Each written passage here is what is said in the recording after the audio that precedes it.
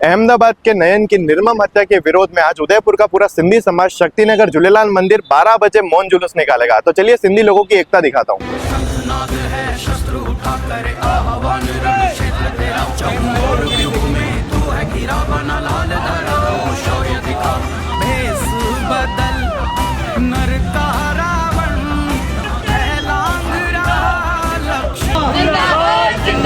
सिंधी एकता जिंदाबाद जिंदाबाद। सीता नहीं है राम तेरा रास्ता देखा।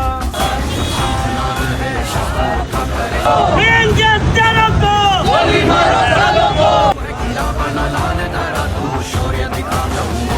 सिंधी एकता जिंदाबाद जिंदाबाद जिंदाबाद सिंधी एकता जिंदाबाद जिंदाबाद जिंदाबाद। न्याय के हत्यारों को गोली मारो सालों को।